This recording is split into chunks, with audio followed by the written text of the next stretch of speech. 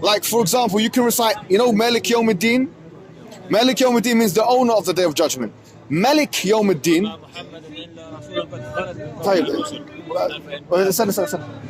Yeah, I understand, but this is something else. Let's just stick with one thing at a time, akhi. This is it. Malik Yawmiddin means owner of the Day of Judgment. Malik Yawmiddin means the king of the Day of Judgment. Now, if someone says, I don't believe that Allah is the king of the Day of Judgment, I don't believe that, I'll say, what, are you disbelieving in the verse?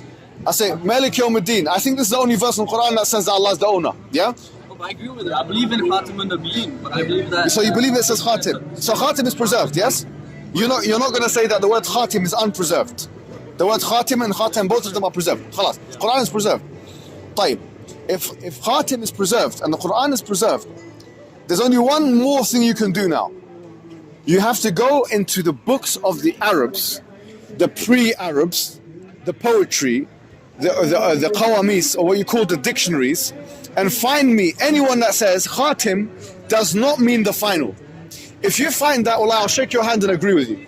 But if you can't find that, then we must agree the Qur'an is explicit and is unequivocal and is unambiguous and is completely clear in the fact that the Qur'an says Khatim, which means the final. Not only Khatim, but Khatim. You see the point here? This is, wallahi, it's an impossible verse to translate the other way. Khatim, yeah. I'm telling you, akhi, I've done the research. I can't afford to make a mistake. Do you know how many people are going to watch this?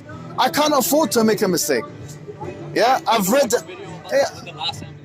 Yeah, look, right now I can't afford to make a mistake. Khatim means the final. And so if that was not the case, they would be making thousands of videos about me saying, look, he doesn't even know Arabic because Khatim doesn't mean final. They'd humiliate me. Then now we gotta discuss what the verse actually says, Khatim or Khatum. No. It says both, akhi. Like I said, it's one qira'ah. It's like Malik and Malik. You have Malik is a qira'ah of the Qur'an, which means owner. So it says both.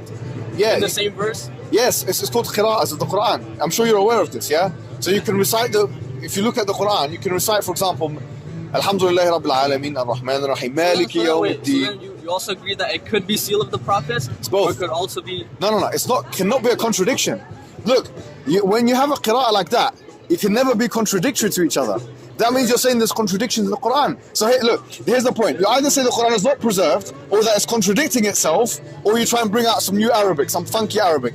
But in either three cases, the situation is one. Situation is the Qur'an says it's the final prophet, and there's no way of bypassing that unless someone does some kind of kufr. Do you see what I'm trying to say? You have to say that the Qur'an is contradicting itself, you have to say it's unpreserved, or you say the Arabic, I've got it completely wrong, and you give me some evidences from the first 300 years or pre-Islam. Show me that, get Antar ibn Shaddad or the Mu'allaqat of the Arabs, and tell me that, you know, give me some evidence that Khatim doesn't mean... Yeah, you have to go back. You have to go. Yeah, let him finish. Is there anything you want to say to that? Yeah. Do you see, does that make sense?